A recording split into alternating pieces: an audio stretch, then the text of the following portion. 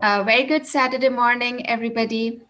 Sun is shining, and we have a beautiful, brighter day. And I believe it's a great thing to start your Saturday with information flowing in. We, as a Houston chapter, we started our journey back in November 2019, and we've been fortunate enough to have a very committed team of people working behind the scenes. And so far, 6 months down the line, we've managed to have three events, one on social interaction with the members, then the will and the trust, and now the current event, which is accelerated changes in technology and impact on finance. I believe you members are benefiting from the events. At least I can say that I learned a lot during the Wills and Trust event, and I've decided that I'm going to definitely try and look for opportunities to get Will started for my kids. And now this event is one of the first ones in the technology series events, and uh, we are committed to have at least 2 to 3 events in the same line. Now, without much further ado, I would like to introduce our panelists. We have very distinguished panelists on board today. We have Mr. Ramesh Siromani with us. Mr. Ramesh Siromani is the Senior Vice President of Enterprise Payments at Royal Bank of Canada. Mr. Ramesh leads the development of the integrated payments strategy across the bank, modernization of RBC's payments, capabilities, and coordinating efforts to deliver customer value. He also oversees the innovation and emerging topics in payments. Prior to this role, Mr. Ramesh led RBC's technology strategy and transformation for 2 years.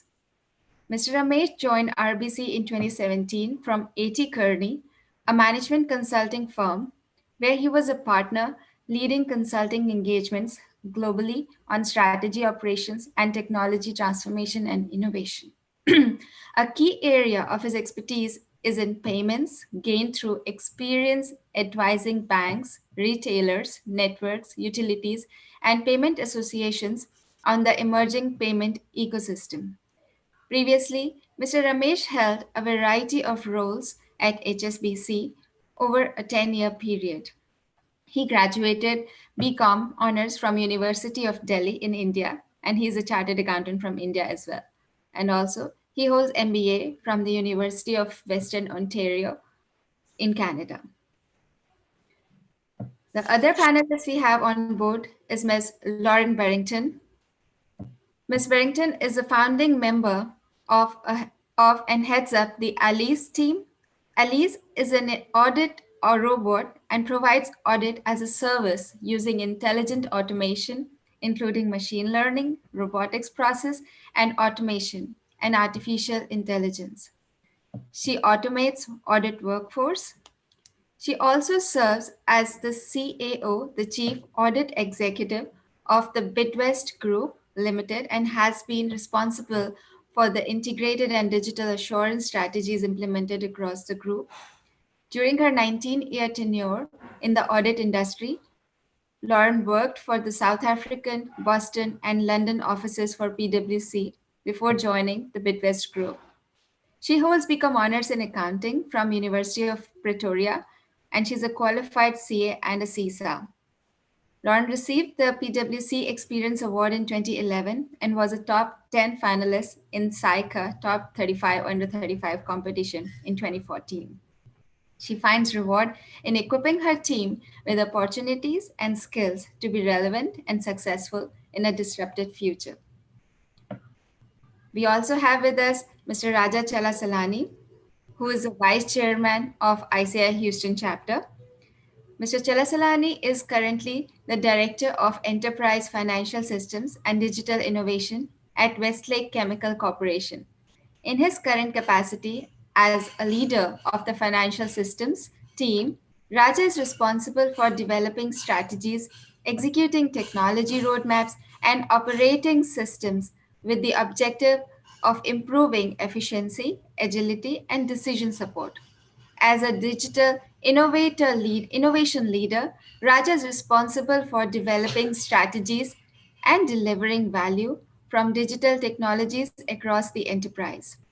Prior to joining Westlake in 2012, Raja had an 18-year stint with Big Four consulting firms, KPMG and Deloitte, where he managed and delivered large technology implementations in Singapore, Germany, Finland, UK, and the US. Raja is a CA from Institute of Chartered Accountants of India and has a master's degree in science from Northwestern University. We are very proud to have a distinguished panelist for today's event. Over to you, Raja. Thank you, Swati. I will share my screen in a moment. I hope you all can see this and all clear. Thank you, Swati, for your kind words and your introduction. Good morning, good afternoon, good evening, wherever you may be. Thank you for making us a part of your day on this Saturday. It is our endeavor to ensure that your time today is worthwhile. We have a huge topic to cover, particularly given that we have only 90 minutes. The theme for today is long-term technology trends and the impact it might have on the accounting and finance profession. We will unpack this systematically. I will first take you through the catalysts that are creating the conditions for technology disruption. I will then take you through some of the key technologies that are evolving at an exponential pace. After that, we will pivot to the accounting and finance profession. And Lauren will take you through the impact on audit, risk, and compliance. Ramesh will take you through the impact on financial services. And I will then touch upon the accounting and finance in the industry. So let's get started. As I review the literature on this topic, there are 5 key catalysts that are creating the conditions for disruption. So let's go through them one by one. The first catalyst is the exponential pace of technology innovation. Some of these key technologies are growing rapidly. And what do we mean by the term exponential? It means compounding at extremely high rates.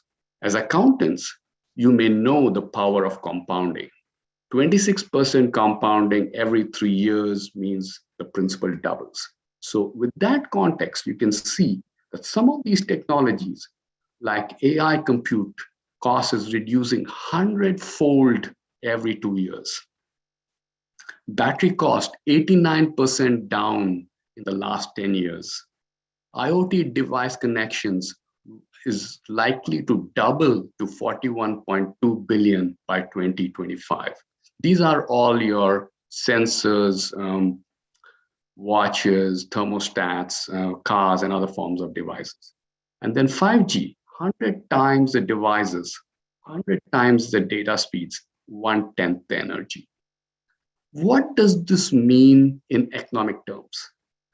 When technology scales exponentially, excuse me, that means cost reduces dramatically. And that creates a condition for accelerating technology adoption. All right, so let's move on. And we are now going to play a game here. We wanted to keep this session interactive. So we're going to have a poll. There are 2 ways you can get to the poll. And one is you can, if you have a camera available or phone available, you can open the camera and point to this QR code here, and you should go to a Slido service. Just hold on, it's not yet open. Um, or if you don't have a camera, you can take the link from the chat. This is the very first link on the chat. Is you can point to that, and you should also go to the survey. So let me open the survey, and I'll tell you when I'm ready to go. All right. Multiple choice. We're going to show the present.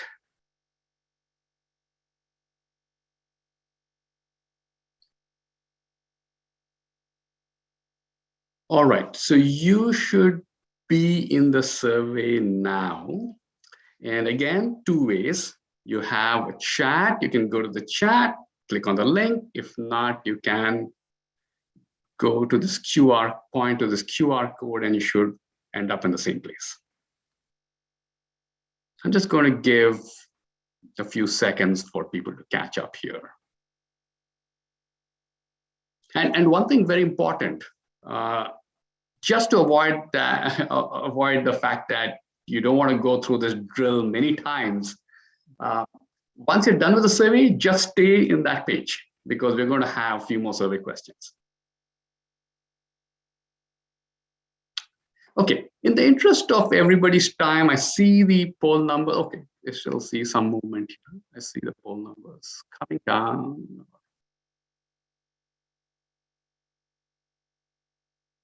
All right, let's get started. Let's see the results. Yeah, so this group is quite literate in this area. So I'm not sure what I'm presenting today, if it's of value. Just kidding. So let's go back here. I'm going to deactivate the poll, and the right answer is China. So that leads us to the second catalyst here. China is the largest e-commerce market, with 50% of the global e-commerce market at 4.2 trillion. The China's e-commerce market at 2 trillion is triple that of US.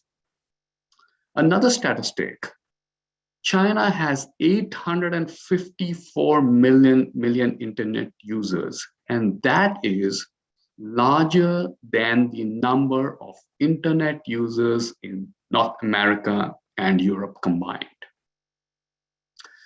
So that's why I call this a tectonic divide, because China is now in a position to challenge the economic and technological order as it was defined by the Western democracies.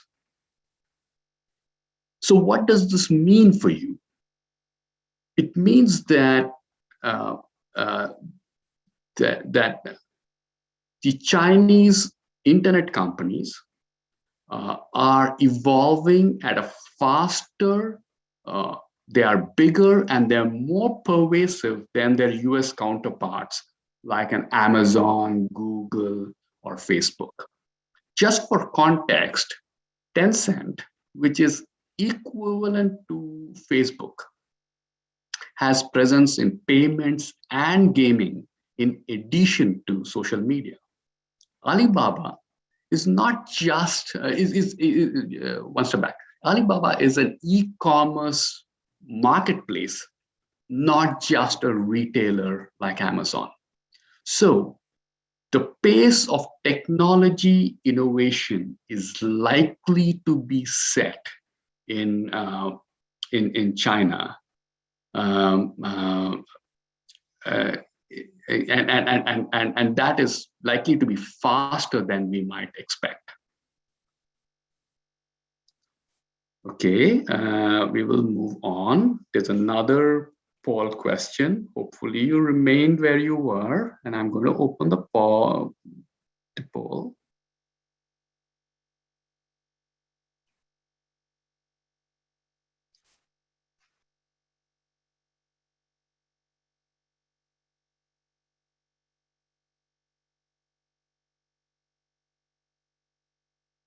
If you are having trouble, again, the QR code is in the top left. If you don't have that, go to the chat. On the top, you should see a link to get to the same place. And once you're there, please remain there because we have a few questions. The new questions will be automatically added.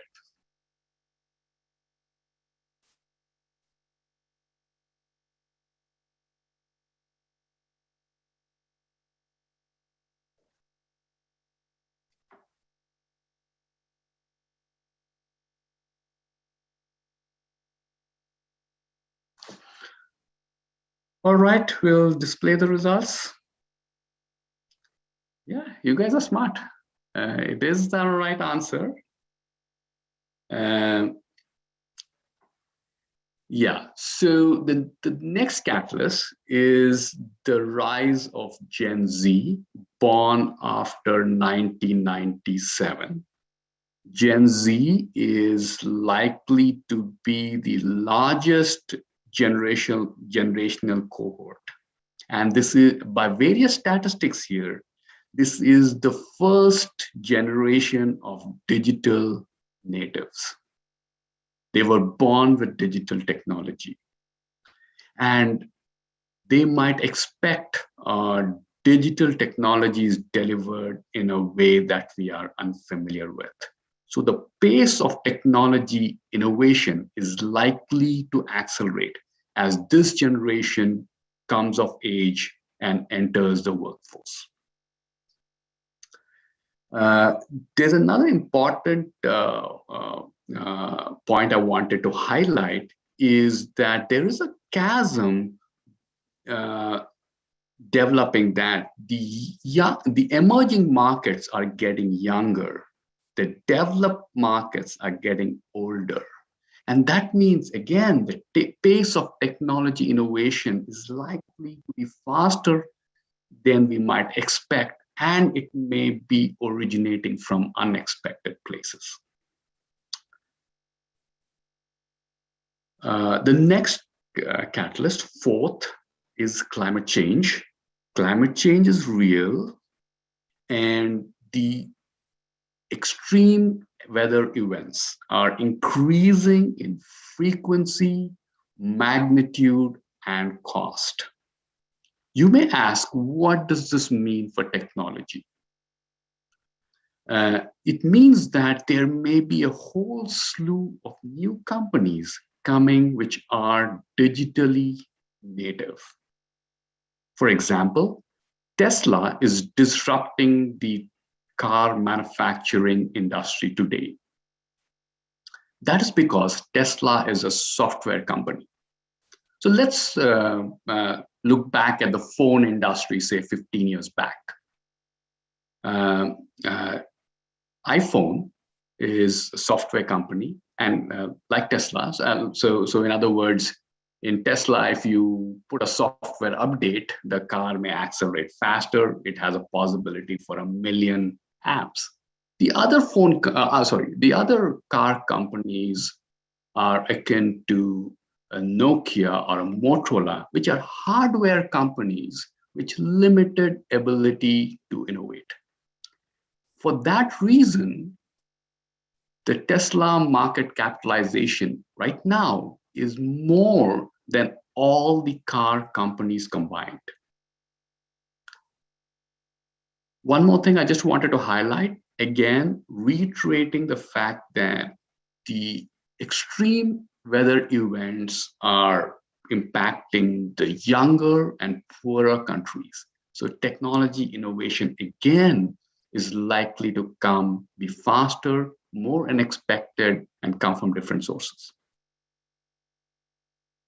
Okay, we'll time for the third poll. Let me open that up. Present that.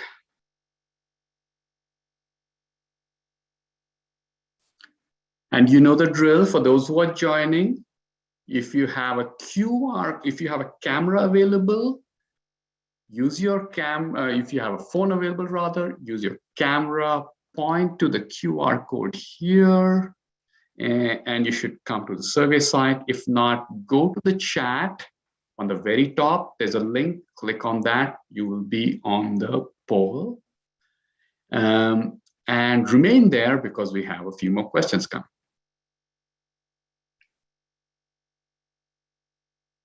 Yeah, so this is the first question which actually has no right answer. It's, we're just guessing.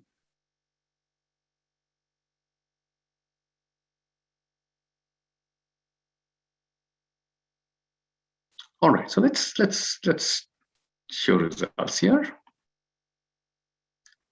Will be changed forever, something between good old days. Yeah, we don't exactly know. I mean, I think it's very hard to say that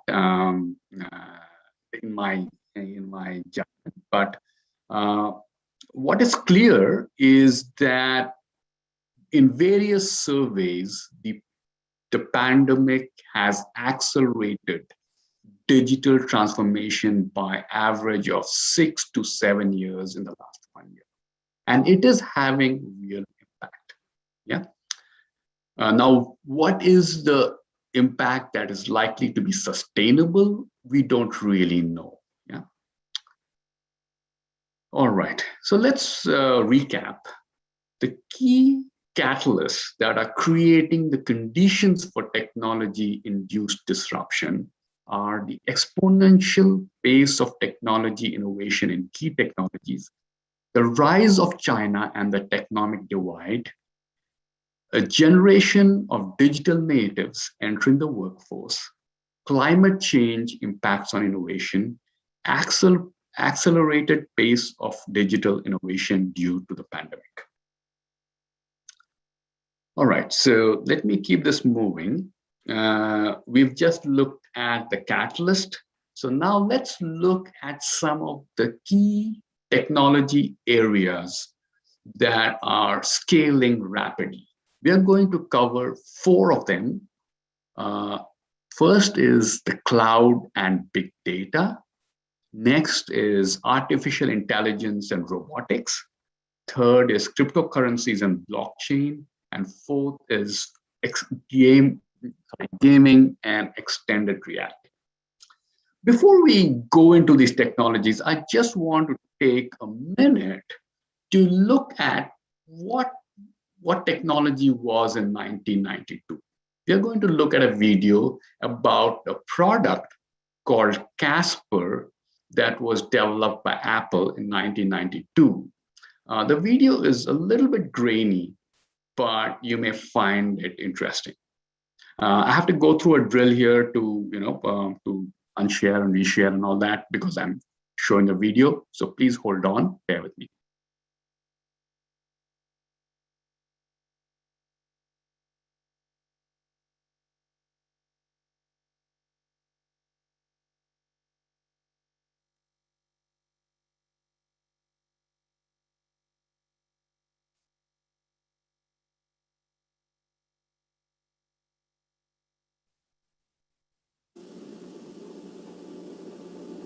Good morning, America, and good. I trust everybody's seeing something. It's a grainy video, but it'll make sense in time. But at least you can see the video and you can hear the voice, I hope. If not, I have tasked the office bearers of this organization, of the Houston chapter, to pick me. Good morning, Joan. Go ahead. Casper, copy this to make right 2. Casper, paste. Casper, select all. Casper, 18-point bold. Casper, word underline. Casper, 72-point italic outline. Casper open checking. Casper pay Macy's $65. Casper pay Pacific Bell $95.18. Casper, program my VCR. Casper, record channel 5 from 5 p.m. to 7 p.m. tonight. Casper, accept program. Casper, accept program. Casper, accept program. Casper, record Good Morning America this Wednesday. Casper, accept program. Casper, All right, so stop share. I'll have to share again because I don't want to optimize for video. I have to get back to where I was. All right, so what is the difference between a product like Casper and a product like Amazon Echo, also called as Alexa? The newer technologies are enabled by rapid improvements in three areas. First is technologies that collect and process massive amounts of data. These are technologies like your sensors, mobile phones, cars, cloud, etc. Then the second is these massively parallel processing computers, which have a lot of power. And the third are these algorithms that can use these massive amounts of data and this large amount of compute. So that is what is making the difference right now. So let's dig deeper into some of these technologies. The first is the cloud and big data. So let us ground ourselves on what cloud computing means. Cloud computing has 5 key characteristics. That's technology solutions delivered as a service. It's ready to use off the shelf. Second, elastic. You can scale up 1,000,000 times and reduce 1,000,000 times instantly. That's what happened, in fact, to Zoom on the first day of the pandemic last March. Third aspect is metered usage. You can see how you're consuming, just like an electricity meter. Fourth is a shared pool of resources. And fifth, it is delivered by the internet.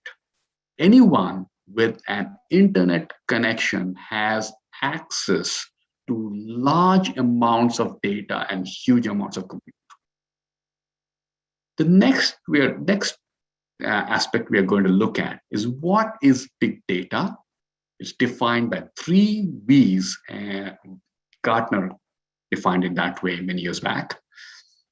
The first is volume, huge volumes of data. Velocity, data traveling at rapid speeds in real time from a variety of sources, from sensors to social media apps, business systems, and so on. A combination of these two are supercharging asset-light, rapidly scaling business. What does that mean? For example, Facebook has 2.5 billion users. They can add another billion users with very low marginal cost. That kind of scaling is disrupting sectors of industries and economies. So that is the power of the cloud and big data. We will move on to another technology area, and that is artificial intelligence and machine learning. The product you saw right now, Casper, was developed using traditional methods. That means you literally had 1,000,000 lines of code programmed for many or thousands or hundreds of thousands of different scenarios systematically by humans, right? The new method is you put these petabytes of data, throw in algorithms, and out comes a solution. And these solutions can be developed much more rapidly, and they are more flexible. And that's how Amazon Alexa was developed, or Amazon Echo rather. Now, there's no magic here. The key here is data is a fundamental requirement for these languages. And in fact, the more advanced the method, the more data you need. So data, the companies that can collect and develop their data infrastructure, like the Silicon Valley natives, are in a much better position to leverage the newer technologies than the traditional companies. And that's what is actually making a difference. So you may ask, where is AI really making a difference? And I will take you through two real technology examples. The first is computer vision. Computer vision has improved exponentially in the last 10 years and is exceeding human performance. I will take you through one example. Let's look, it's video time again to keep you entertained on this Saturday morning. So same drill, I will stop share. I'll share my screen again. This time share sound, optimize for video. This one may be grainy, but this time the video is going to be better. Not a 1992 video. Last year at Google I/O, we announced yeah, so you should be able to see the video now. Google AI. It's a collection of our teams and efforts to bring the benefits of AI to everyone. And we want this to work globally, so we are opening AI centers around the world. AI is going to impact many, many fields. And I want to give you a couple of examples today. Healthcare is one of the most important fields AI is going to transform. Last year, we announced our work on diabetic retinopathy, which is a leading cause of blindness, and we use deep learning to help doctors diagnose it earlier. And we've been running field trials since then at Aravind and Sankara hospitals in India, and the field trials are going really well. We are bringing expert diagnosis to places where trained doctors are scarce. It turned out, using the same retinal scans, there were things which humans quite didn't know to look for, but our AI systems offered more insights. Your same eye scan turns out holds information with which we can predict the 5-year risk of you having an adverse cardiovascular event, heart attack or strokes. So to me, the interesting thing is that, more than what doctors could find in these eye scans, the machine learning systems offered newer insights. This could be. I'm going to stop share in a moment, reshare.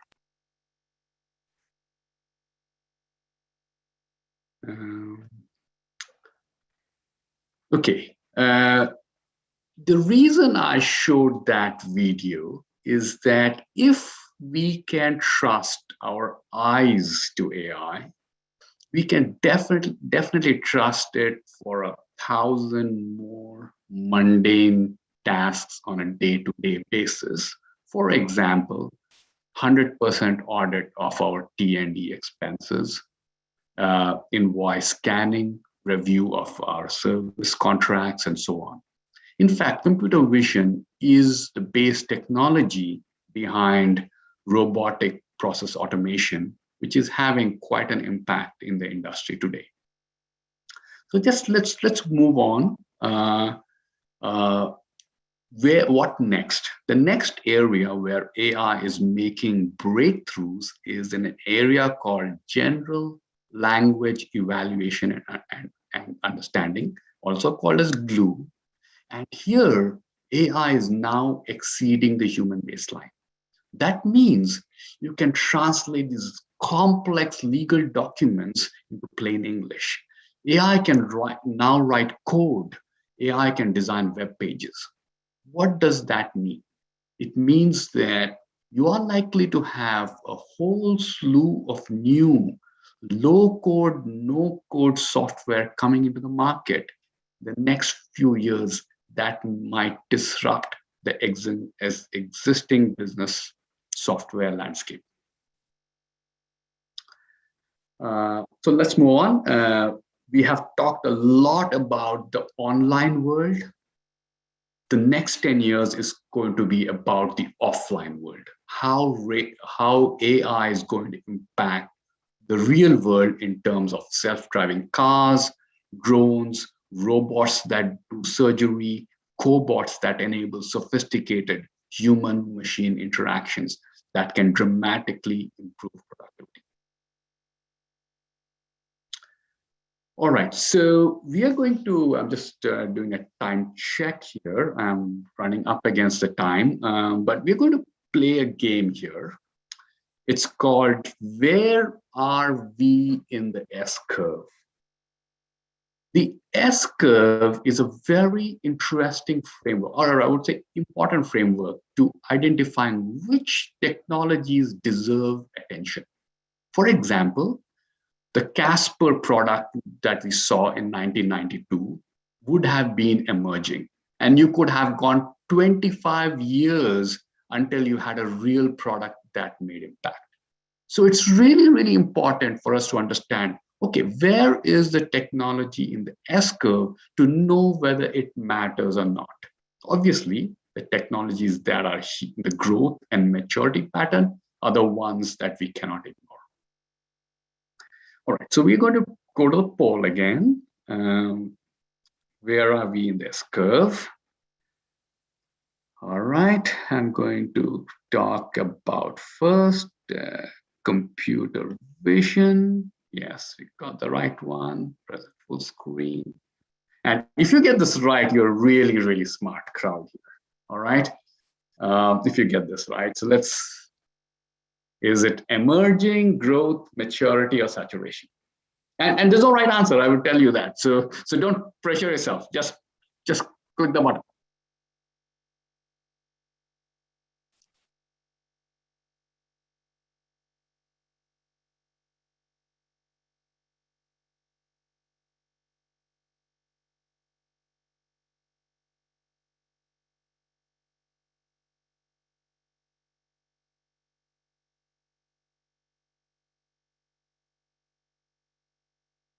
Okay, in the interest of your time, I'm going to click. Okay, and that is why I went here. It is so. Let me say that, and I'm not here to provide you the technology Kool-Aid. The nuance here is, and that's why it's very important, in two-dimensional images, computer vision is indeed achieving maturity. But when it comes to three-dimensional images, it's still very much in the early stages of growth. Self-driving cars are emerging. Now, I want to play this game. Artificial intelligence, or human-like intelligence. Let's do another survey. Let's see where we are there. And again, no right answer. Experts disagree on this a lot. But this is really important to understand some of the nuances here. Where are we when it comes to human-like intelligence in an artificial? And again, there's no right answer. Your judgment, just pull the trigger.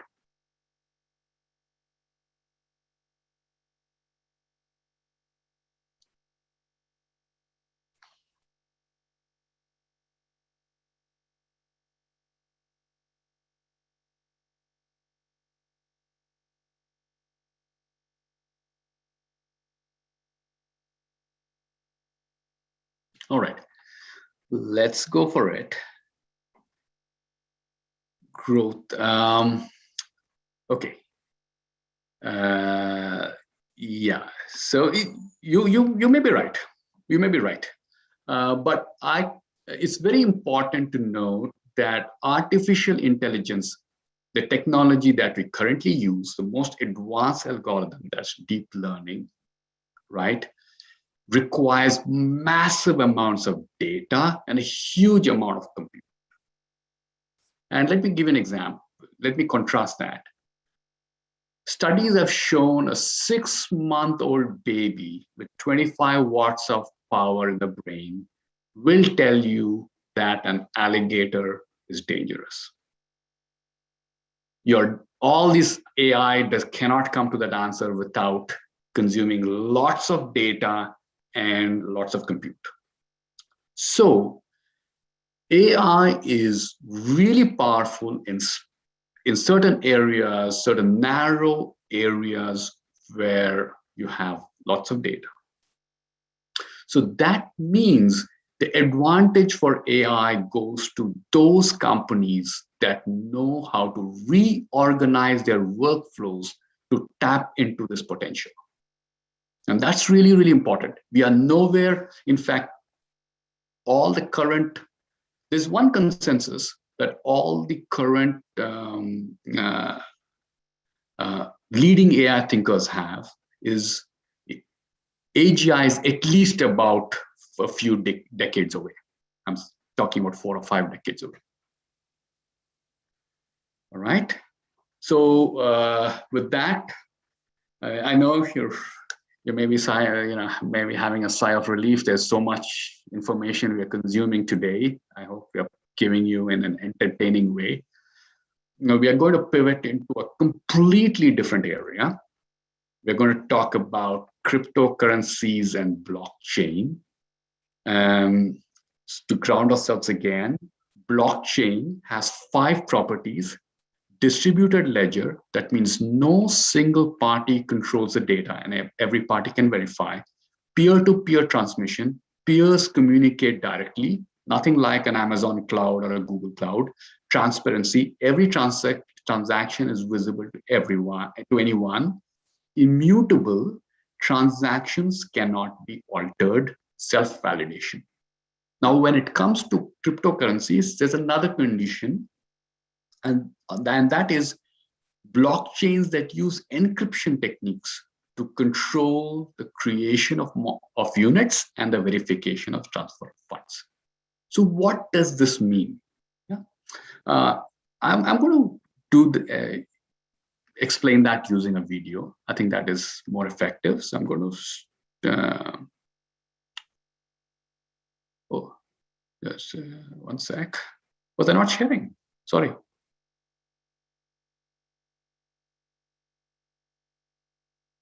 So I was not sharing my screen. Is that correct?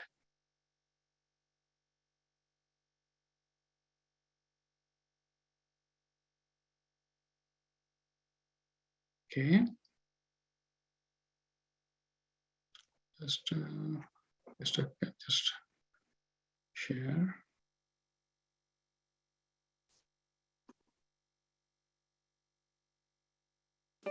Traditional finance and decentralized finance. What you need to know. What is traditional finance? It's what we're used to, like banks and other financial institutions that act like the middleman.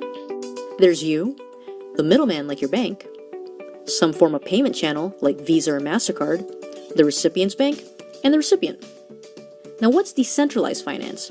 It essentially accomplishes the same purpose as traditional finance, but without the financial institution. There's you and the recipient. No middleman, and a transaction is done on the blockchain. What is a blockchain? A blockchain is an immutable timestamp series record of data that is distributed and managed by a cluster of computers. There are many aspects of the blockchain we can dive into, but we'll save that for another video. So what is the difference between traditional finance and decentralized finance? Let's look at the trust source. The trust source for decentralized finance is public blockchains. Records are kept simultaneously across thousands of computers where all transactions are publicly auditable. There is no core authority. Every participant in the network can access the history of transactions.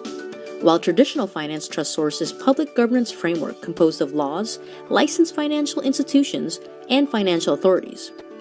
There is a core authority which only privileged users or institutions can access. Another difference are barriers. Decentralized finance is a more open system, meaning it's more transparent and doesn't have many barriers, which allows for innovation and ease of entry. Unlike traditional finance, which is heavily regulated. We are still in the early days for the use of digital ledger technologies.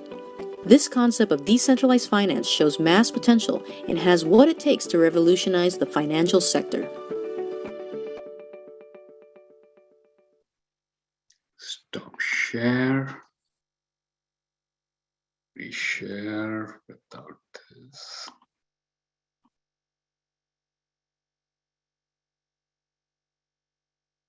Let me go up again. All right, so I think that is a compelling case for cryptocurrencies, and you just think about it. Bitcoin was created out of thin air. Today is trading at around 35,000. DeFi is actually having some traction right now. 64% improvement in the last 64 times improvement rather in the last 1 year. What are the practical uses? I would say the most practical uses today it is an asset diversification mechanism. It is considered digital gold. Some companies are investing into it. The other practical uses is there's a company called Pax Gold. Every Pax Gold token is backed by 1 ounce of allocated gold. It eases the buying and selling and sharing of buying and selling of gold. Third interesting use case, there's a company called masterworks.io that enables you to buy and sell small shares of this very expensive art, right? The expensive art has been the domain of very wealthy investors, but now this democratizes that somewhat. What next? We have already talked about DeFi. Then you have something called decentralized autonomous organizations. These are entire organizations on blockchain. You can read up more about that. And there's something called non-fungible tokens. That means unique files on the blockchain that you're able to verify the ownership of a work of digital art.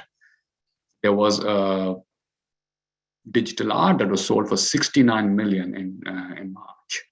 And this can change the record industry. I'm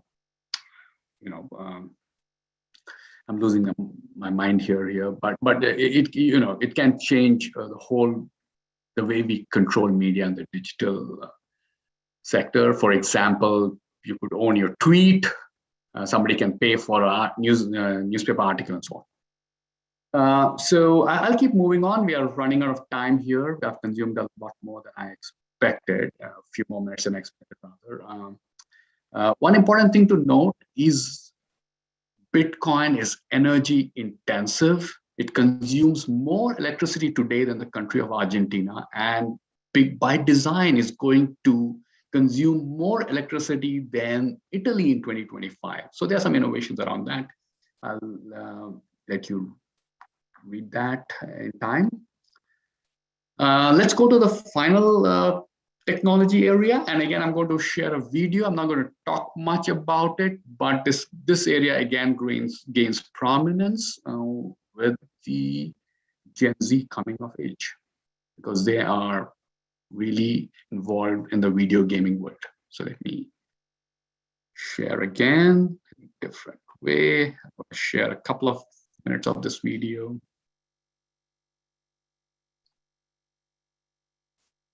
The lines between our world and the digital world are quickly being erased. So here are the top 5 things you need to know about extended reality.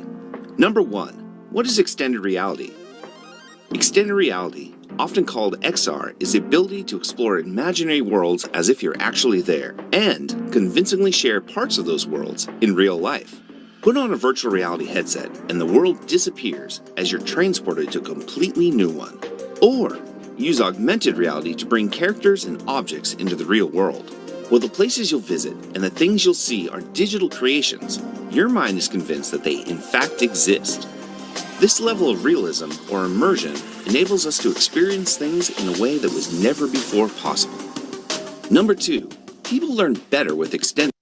Okay, so I think you get the idea. The main point to note here is there is going to be a blurring of this digital and real world, and we're going to create something like a new metaverse, right? A mixed reality world. Yeah. So that is a trend that is likely to happen in the next 7 years or so. All right, I'm making a transition now. Recap. The key technologies: cloud and big data. They're supercharging the digital business models. AI is exceeding human capabilities in computer vision, natural language processing. but it needs a massive amount of data and a very specific objective function to be effective. Cryptocurrencies and blockchain hold tremendous promise, but are in early days. Extended reality and gaming may grow rapidly as Gen Z comes of age. I would just like to note there are two key technologies that are not here, which are growing at a rapid pace, and that is genomics and climate-related innovation. They have second-order effects to our profession, so I did not mention them. All right, so let's move on. We are going to now move to Lauren. Lauren, are you ready? I'm going to. I'm ready. Yeah. Okay. So let me open up, and Lauren is. You should be all able to see this. Just a minute. Just give me a second. I just want to make sure that I'm not. Oh yeah, no. It must be hazing. That's right. So, is it okay now? Yeah. Yeah. Okay. All right. And let me know, and I'll click through for you. Okay. Great. Good morning, everyone. It's very exciting to be on this call. I'm sitting in Johannesburg, South Africa, and it is quite chilly today, and it is heading into our evening. I'm going to be talking about how we use technology to accelerate our journey in the audit and risk and compliance spaces. Before I talk about a real live use case, because I thought that would be helpful actually making it relevant and practical, I just want to talk about a few challenges that I think every audit or assurance professional experiences. So on the next slide, you'll see as assurance professionals, we're always trying to do more, mostly because our stakeholders want us to provide more assurance. So whether we're in audit or compliance or in the risk function, they want us to have more coverage, more scope, more scale, more automation, more real-time or near real-time monitoring, more employee engagement or stakeholder engagement, more continuous monitoring, and more value add, but very often with the same or less human effort. So gone are the days of employing armies of auditors or governance people to provide that more. They're looking for us to provide that more through innovative technologies. And that's exactly what we did. On the next slide, you'll see I work for a company called the Bidvest Group Limited. It's a large conglomerate in South Africa. It has over 350 plus companies across the globe. It is in every industry. So ranging from regulated industries like we have a bank and insurance companies, through to services and trading entities, to light manufacturing. We even own a pie company and a toothpick manufacturer. So as an assurance function to this group, with so many companies, and they behave in a very decentralized or federated manner, meaning each company owns its own environment, each company has its own systems, its own GL, their own company policies, their own baseline standards, their own infrastructure, their own domains. So sitting at the center with a small team of auditors, it felt like we were consultants in a consultancy firm with 350 plus clients. And to be able to provide the assurance in each of these individual companies, we were only able to get to these companies once every 2.5 years. And in a world that is changing faster than ever before, where the environments are dynamic and evolving, auditing each one of these companies once every 2.5 years was absolutely not doing the assurance function justice. We had to find a way to be able to provide that assurance in a more continuous and a more near real-time manner. And we couldn't do that with humans alone. And that was when we decided to augment our human workforce with what we call our digital auditor. Her name is Alice, and you saw a picture of her on the front slide. But she was our accelerator in providing more assurance using technology. Before I speak about how we use technology to solve our problem, you'll see some of the additional challenges that we faced on the next slide, where again, I think many of these challenges will resonate with some of you. As I said, Bidvest is decentralized, it's federated. There are 350 plus companies, which mean for us 350 clients from the center. We spent a lot of time aggregating and consolidating our audit outcomes or results across these different industries and different companies that differed in complexity and scale and diversity and industry. How do you present your audit outcomes at the top when the underlying structures are just so different? We also found that we were rehashing information depending on the audience. So external auditors wanted our internal audits in a certain way. Management wanted to see more of a real-time, more monitoring type of view. Myself sitting at the center as chief audit executive, I wanted a view of, where my risk areas were and where I should be worried, as did the audit and risk committees. And it's the same information, but it was being rehashed with human effort all the time. There were different, if we had to audit against different policies and different baseline standards, because every company was different and the maturity of the control environment was different. We had multiple audiences looking at our work. We were a small team, and we were also finding that the audits were becoming a lot more technical in nature. So as the companies went on their own digital transformation journey and introduced technologies like cloud, like IoT, like AI, like all the technologies that you heard Roger speaking about, we as the audit team not only had to understand what these technologies were, but we also had to understand how to audit them. And when you've got robotics working in a company, how do you as a human audit that? Or if there are different models using machine learning or certain AI capabilities, how do you audit that? So we had to find a way where we had to use tech to audit the tech, because just using human effort wasn't enough. We also found that the point in time auditing was also not doing the assurance function justice. And I think our use case was more about being relevant to management, because as auditors, we only really provide insight in a legacy type of manner. 3 months later, after the event, we'll kind of dissect it and present our findings to management, where management actually wants that assurance and weigh in an opinion at the time that the decision needs to be taken. So to be able to provide that insight and have that data available, we had to use tech. Just on a people side, it was interesting to see what challenges we faced. Often the auditors will ask the question, well, what does it mean for me? What does my job look like now? How do I repurpose my skills? How do I think differently? What is digital thinking, and how do I do that?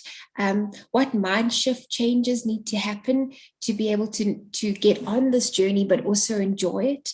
You also have to think about what data is available, because without data, this becomes impossible. And then what technology is available to be used. And then what are the effort levels? And I know certainly in our days at the beginning, the effort levels were very high, because the trust factor using these technologies as a digital auditor, we're just not there. We had to actually perform the work manually and let Alice, our digital auditor, do it as well and present the results simultaneously, so that they could see that the work of the human auditor was the same as Alice, to build that trust. So just various challenges from all different angles when we were on our journey of using this technology to accelerate our journey. So how do we solve this problem? On the next slide, you'll see, as I mentioned, and you can just click through the entire slide, Roger, just to to Right. illustrate the journey. You'll see on the left-hand side, that's our digital auditor, and we call her Alice. And I like to tell the story that she is a female because she can multitask. But so what did Alice do for us? So instead of auditing the companies once every 2.5 years, we are now able to audit the companies on a more frequent and scheduled basis. Some companies where the control environments are very mature, we are able to do real-time or near real-time and continuous monitoring. And in the less mature environments, we would more or less default to maybe quarterly or monthly monitoring. And that was a big lesson we had to learn, because we thought, every company needs continuous monitoring, but when there's a constant stream of findings coming to management, that's very overwhelming and it can't be digested. So we had to scale it back and maybe put it on a monthly or quarterly monitoring schedule. Whereas in the very mature environments, those real-time alerts when there is something going on in the environment is very valuable to management. We used a combination of technologies, everything through from cloud, definitely cloud, to RPA, to AI, to machine learning, and sort of OCR and NPL, and all those technologies grouped together to almost mimic the behavior of a human mind in Alice doing her audits. And it has really been a game changer for us, because we now, as you can see on the slide, we audit most companies on a daily basis. And if we had to try and do that using human auditors, we would need a team of at least 40. And in each one of those 40 would have to possess the skills of being an auditor, being a cloud kind of specialist, being able to understand and perform AI and ML. And I don't know about you, but here in South Africa, to find an auditor that possesses that many talents in one person is very difficult. So you might find one person understanding AI. So you could actually translate that 40 requirement times 10. That literally, because all those skills don't sit within one person.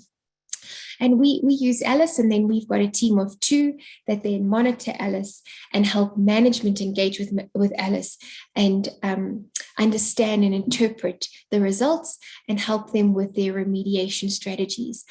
And I think the thing that I'm most proud of is, I've spent my whole life trying to be valuable to management as an audit function. And so often management just see us as the policeman or the stick. And what Alice and our technology has changed for us is that we are now seen as a partner, because we don't only come along once every 2.5 years or once every 3 months and just rap management over the knuckles on whatever is wrong in their environment. We actually are providing them with near real-time visibility into the risks of their environment. They then have an opportunity to fix it, and Alice will re-audit them, and by the time it has to be reported on a quarterly or yearly or whatever the reporting schedule basis is, they can show that progress, they can show that change, they can show the remediation. And so us as an audit function are so much more embraced, so much more relevant, and so much more value-adding. And that literally brings me to the end of my presentation. And I hope that you could have some takeaways from it. Thank you, Roger. Thank you so much, Lauren. This is really helpful. We wanted to have Lauren on this call because, she brings a perspective on audit which I've not come across, especially from a technology perspective. So thank you so much for providing that perspective. We'll now, thanks, Lauren. And let me do a housekeeping task, which I've not been good at until now. Let me make Ramesh put the spotlight on Ramesh. Ramesh, you're ready to go now. The presentation. Let me know when you want me to click through. Yeah, you can go to the second page. Thanks, Roger. Thank you. That was so nice to hear from Lauren and her experience with digital and audit and the changing world. So hi, everyone. I'm very happy to be speaking with you as a chartered accountant from India. I think it's a great community we have here, and this is the first time I'm speaking to a community in North America. So it takes me back to fond days as we all kind of did CA in India, going to the institute and studying and so on. So it's great to be here with you. And it was a fantastic presentation by Raja. I thought he made both Lauren and I so much simpler, because it lays the foundation for how to think about the various things that are happening in technology and the change it's introducing, and especially the exponential nature of that change, and the kind of accelerated and disproportional impact it can actually have for all walks of life. So when Raja and I spoke, and we wanted to kind of talk about what is the impact on finance, this is such a broad area that boiling it down to a few pages and a few minutes is pretty difficult, right? So we kind of brainstormed, and we came up with these 5 or 6 things. In fact, as I was looking at it, there's an important point missing here, which is all about cyber security and anti-money laundering and things like that, which is another one which we should kind of keep in mind as the entire finance impact is being seen. So, so let's just go through this. These 6 things are accelerated digitization, the way, and we'll go through some more detail on the pace. Rise of platforms and ecosystems. We all know about the Google, Amazon, Facebook, PayPal's of the world, and Raja talked about China. Those are forerunners, and we'll see some of those same kind of trends coming to North America and the rest of the world. Open finance and data, very important, especially to this group. We'll go through that. New delivery and distribution models, because of the increasing nature, Raja mentioned ubiquity driven by network effects and so on. So it's creating new models because of both the distributed nature of those models and the network effect being in place. And some bits about next-gen payments and financing. Again, here Raja touched upon it, DeFi and NFT and crypto. We'll talk about it a bit. So Raja, if you can go to the next page, please. We had a quick poll question just to kind of get our... Just a minute. I'll get the poll up. So let me stop here. So the poll is basically, the question is, what is the pace of has the pace of digitization increased in your organization that you work in or you are associated with?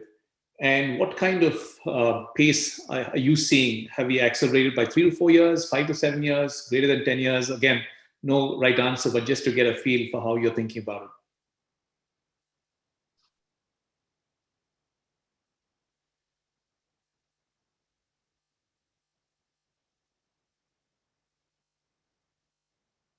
Great.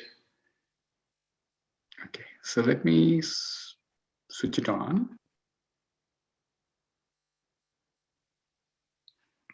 Wonderful. Yeah, I think, like I said, there's no right or wrong answer, and you kind of you are feeling a 3 to 4 year acceleration in banking generally, in finance, in banking related technological change. We are thinking it's kind of increased by about 5 to 7 years, and predominantly because what we were, there's a funny meme all of us must be seeing in WhatsApp or other forums, where you say, who's been the agent of change in your organization? Has it been your CEO, CFO, CIO, or COVID? And frankly, what we've seen through the last couple of years, through the pandemic, has vastly changed the pace of which we're seeing this growth. So it has direct implications on the topics we're going to be talking about. If you can go to page 4, Raja, here, if you see here, one of the things, metrics I had was inside my own bank. These e-transfers, or in the US you have Venmo, or the clearinghouse is Zelle. Those kind of e-transfers have gone up 40% year on year, right? So that is a clear indication of how fast things have moved. What we thought we'll achieve in the next 5 to 6 years in terms of growth has happened in less than a year. Another important one is card not present transactions in credit and debit cards, right? Which is essentially e-commerce transactions. Those have today almost 40 to 50% of transactions. In Canada, it's about 43%. In the US, it might be a little lesser, but a tremendous amount of transactions being done on e-commerce, right? Which was very, very different a year back, right? So clearly, what were the key drivers of this kind of acceleration? One is, which was there even before the pandemic, which is the customer expectations are changing based on some forerunners, right? So if you see whether you have a Uber or Amazon one-click, or you go to a Starbucks, these are experiences the customer is having, which they translate into every industry. So you come out of a Starbucks and you kind of order it and it's there. You come to a bank branch, you expect the same kind of experience, and in many cases you don't get that. But that's the kind of expectation being set, and therefore organizations need to change and meet those expectations. And behaviors like Raja said, there is a millennial push. Behaviors even in the age group 70 and above, we've seen a tremendous amount of people being digitized in the last year and a half, right? So it was forced channel preferences, where either you're told this is the only way you can do it, otherwise you're not going to get to see your balance, or this is the only way you can shop, or this is there are so many of these e-commerce sites that have come, which kind of create these forced channel preferences. We talked about network effects earlier, I'll skip that.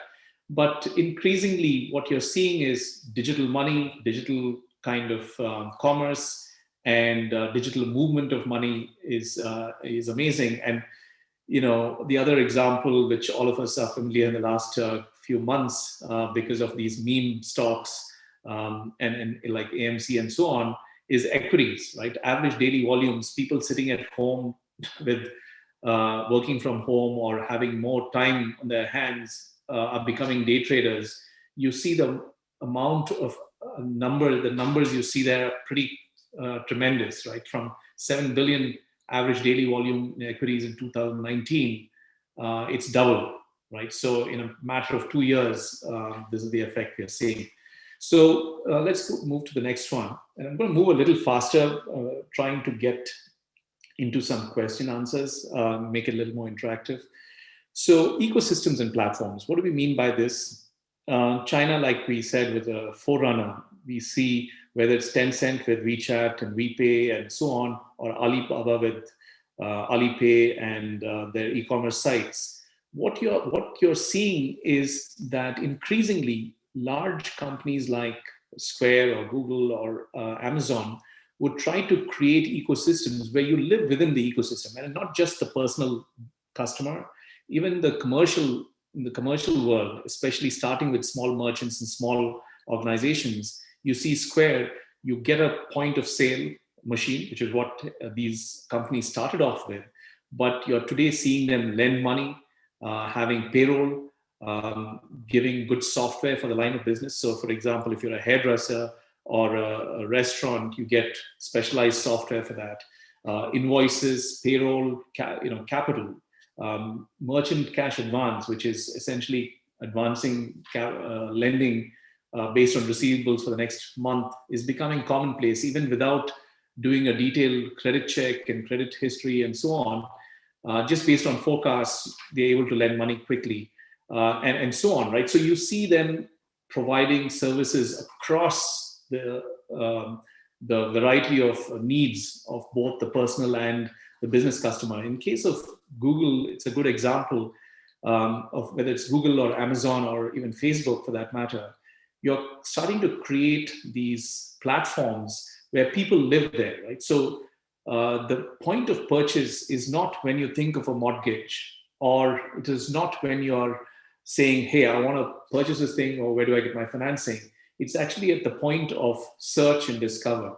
So people are moving right up there to say, okay, this person is searching for insurance or searching for a house. So or even thinking of a lawyer. And that point, you start to gain understanding of what the customer needs are and try to fulfill that, and also the entire pipeline of other needs, whether it's financing or whether it is rental brokerages or whether it is household improvements. So those things come later, but already the customer is captured because Google is kind of seen you at the search and discover stage, and they're starting to build relationships with organizations, merchants, and other large organizations to kind of provide you best solutions, and therefore you're kept within that ecosystem. So that's a great example. Google Pay has come out in India. If you all know, Google Pay today, over 40% of transactions are through Google Pay and through the UPI mechanism. And similarly, you'll start to see these trends coming up in North America, where these large organizations, now Facebook, Google Pay, Square, PayPal, will start to play an increasing role in the whole finance industry. The next page, Raja, is open finance. And this is important because you keep hearing open banking, open banking, open banking. In Europe, they're about 4 or 5 years ahead. Australia has already kind of started. In India, in many respects, open banking is already there. What does really open banking mean, right? So it is two broad things. One is, I think, access to data, right? With customer consent, financial data, if you can provide access, which means through APIs, which is the application programming interfaces, which can allow data to kind of be transmitted freely across systems in a secure manner. You kind of say, I have, balances in 3-4 banks, or, financial data in 3-4 organizations. How can I use access through APIs to consolidate this? You have a variety of software like Mint and so on today, which provide you a good picture of your consolidated wealth position. That is one, right? So data, access to data is one. The other one is initiating transactions on your behalf. So once you provide consent to an Amazon or a Google, they can actually initiate a banking transaction on your behalf. They declare themselves as payment service providers, which they've done in India already. And here regulation will soon be in place to allow these organizations to do that.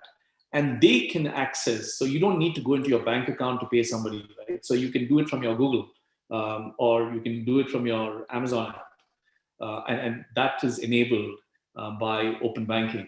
And of course, security and regulation is important. Regulation will allow us to ensure anti-money laundering, know your customer, and so on in a much better way. But this is coming, so you have to expect it to happen. One of the main things about open banking, which is foundational, is this new data standard. You will hear too much of this in the next 2-3 years. ISO, if you have not already heard of it, 20 or 22, where it is an open standard, data standard, global. It allows for interoperability. It is much more data. So for example, in a payment, in a check payment, you only know who paid you, or sometimes even not that. Entire invoices, and it's an XML format, so you can actually have links and so on to be sent along with the payment. So auto reconciliations, AR, AP, etc., becomes much more better, and this is being adopted globally.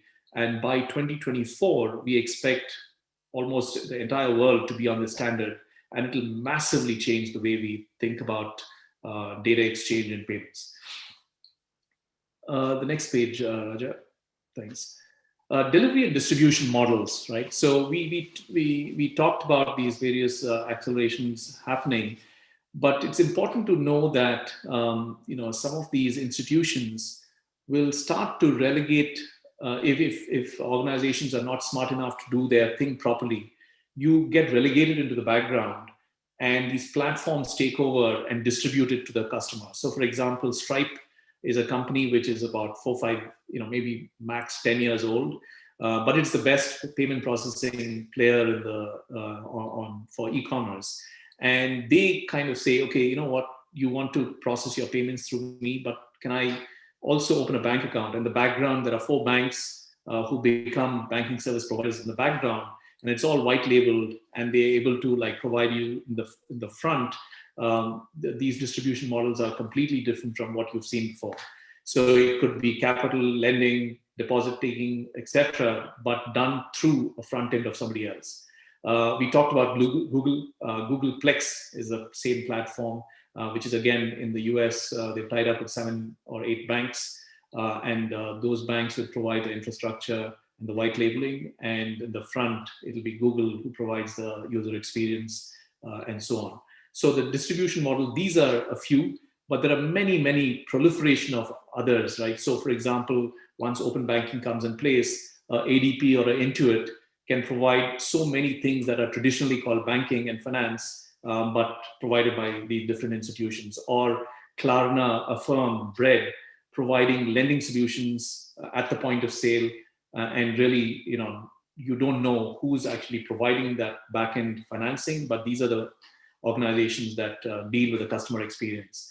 So buy now, pay later, which is just splitting at the point of sale when you're buying some furniture, do you want to pay it in 4 installments, is much more easier, and a decision made a little more at the point of sale than having thought before or after. So those are a couple of examples. So just moving forward, Raja, and I'll kind of wrap up. So, and I said I'll talk about cyber. Cyber, earlier it was a person holding up a gun at a branch, but today you can attack, 1,000 banks with the kind of data and artificial intelligence Raja was talking about, a snap of your finger, and institutions have to be so much ahead of the game and keep updating, because every year we introduce 128-bit and these guys go better, and then quantum computing comes, you get better than that. And so this is a cat and mouse game being played, but it's so important because the whole trust will be lost. And distributed financing, like we said, where the intermediary is being taken out, is going to take some time to really get in place. So until then, the trusted mechanism is the intermediary, like a bank who you've trusted for centuries and who will have to kind of keep money secure. What do we do as finance professionals, right? So I think one is awareness and knowledge. Things like this, it's fantastic. When I was hearing Raja, I kind of noted down a few things myself. So much to learn every day. And I think building awareness and knowledge in this fast-changing world is important. I think in organizations, we need to kind of be the change agents to build out infrastructure to leverage these new models. So because, sometimes it'll just go fast, and we've seen this pace kind of accelerate over the last 2 years. Some of these things are really not going to go back to old times. And it's important to leverage these new models. So it requires investment. It requires somebody passionately kind of fighting for it. Otherwise, you don't get that investment. It usually is big and it takes time to implement. Take targeted use cases and pilot some things. Always be at the forefront of innovation. You've got to experiment and innovate, right? I mean, otherwise you'll be left behind. Partnerships is an interesting one because you can't do everything on your own. And increasingly, you might have, there is no enemies or friends or, a lot of frenemies. We've kind of, in banking, we partner with these large big tech and fintechs. A lot of the time, there's a lot of M&A happening. But increasingly, different players in the ecosystem have to collaborate for different things, compete for different things, and partnerships will be important. So with that, I think I'll close out in the interest of time. But any questions would be welcome, and it was enjoyable to be part of the discussion today. Yeah, thank you, Ramesh. This is really, really helpful. When I thought about fintech, Ramesh was the first person I thought, because the breadth and depth of his knowledge in this area is very hard to find. So I hope this will be just the first of a couple of other events diving deeper into some of these topics. We have exactly 3 minutes, and I'm going to do a 30-second version of accounting and finance industry. If you want a little bit more, please connect with me. First is analytics. That is, changing the nature of the accounting job more from a scorekeeper to a strategist. Second is if the accounting organization goes towards analytics, then with the same workforce, you've got to hyper automate, and there are a lot of areas which are ripe for automation. And that means that as finance professionals, we will need to reskill ourselves, or will be irrelevant. Yeah. One last thing for us, every CFO, cyber threat is really important. There's a whole slew of threats. Ramesh talked about it. I just wanted to put, for entertainment's sake, there is now ransomware as a service. You can buy ransomware as a service and implement your own thing. So this is how things work. Innovation works both ways, good and bad. So I'm going to stop here. We have just 2 minutes, and I don't want to take more time. What I'm going to do is I'm going to ask you to, where was that? Yeah. I'm going to ask you to stop this, and I'm going to activate a poll. And if you can give us your feedback, that will be really, really helpful. And just to short circuit the process, if you have any questions, I know I saw some things on the chat, please send it to, let me see. Please send it to events@ICAI Houston. Sorry, this is wrong. ICAI Houston. I'm sorry, I'm all over the place today. I'm really sorry. ICAIHouston.us. Please send it to that. If there are some things on the chat, I'll collect it. And one of the intentions here is, if you want this material, please send an email to events@ICAIHouston.us. With that, I will, just to short circuit this whole thing, Pawan, I hand it over to you, and I'm going to make you add spotlight to you.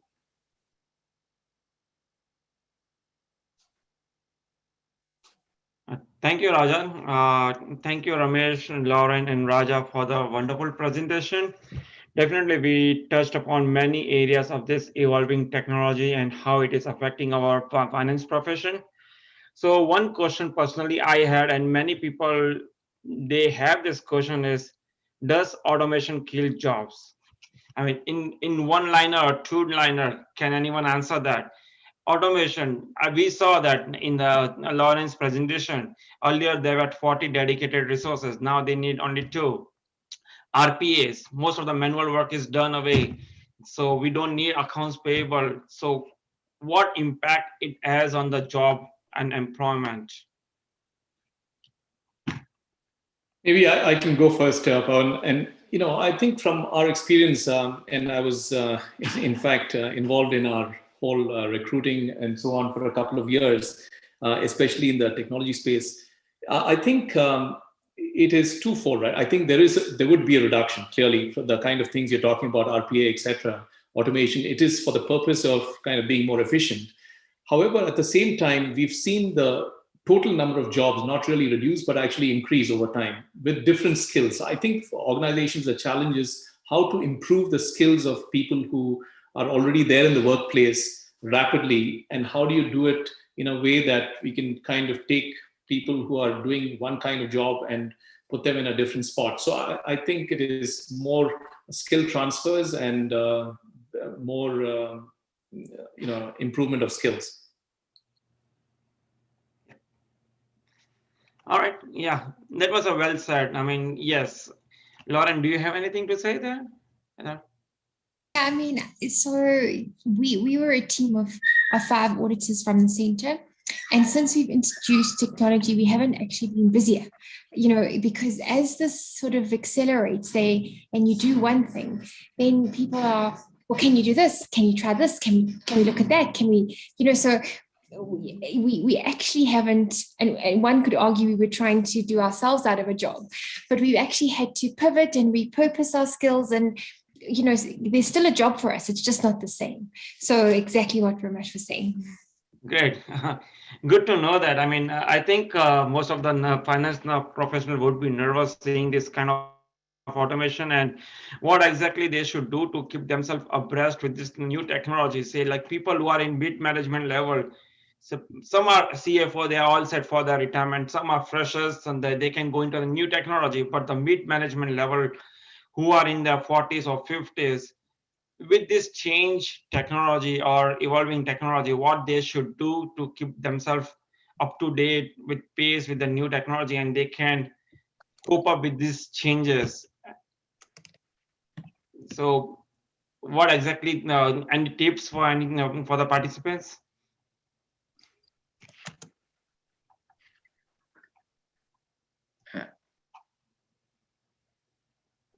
You asked me, or? Yeah, Raja, even you can answer. Yes. Sorry. I was trying to answer a question in chat. Yeah, I think that's continuous learning. There's a lot of tools. One of the big advantage of digitization is there's a lot of free learning available. Udemy, Coursera, EDX. Even if you want to do a master's like I did, we can do it completely online. You can, it is very effective to learn nowadays with these digital technologies. Yep. All right, definitely. Thank you once again to you all for this wonderful presentation. And I can see we all can see definitely it was like a lot of efforts and material into the presentation. I remember instance like when I was traveling to India around 5 years ago, and a person sitting next to me was some senior director or partner from one of the PwC or Big Four companies, consulting firm, and he was going to Mumbai for like 2 days visit. So he mentioned me around 5 years ago that in coming future, in next 7 to 8 years, his firm can see that most of the audit work will be automated, not only from the client side, but even from the auditor's point of view too. They are using boards and other stuff, and this can impact their working style. So the reason he was going for 2 days visit to Mumbai is to look for the new avenues and develop new business areas, because they made the way resource allocation and revenue, there can be some potential impact on revenue upside or downside, we don't know. But people, the firms were already working on it at the high level, at a strategic level, even like 5 years ago, and before we general people could even understand and digest the new technology. So great, it was a wonderful presentation. And coming back to Houston chapter, definitely in last 6 months, we have conducted 3 successful events like social hour, webinar on Will Trust and a living trust. And also, and today we had an fine session on FinTech. So in coming future also, we will keep having this kind of seminars and webinars. And also we plan to have some in-person networking event. So be updated, be tuned to it. And we are also coming up with some membership plans. So we will keep informed. And with this, we will end today's session. Thank you all for joining. Thank you. Thank you, everyone. Thanks for your time. I'm going to conclude the session right now. Bye. Bye. Thank you.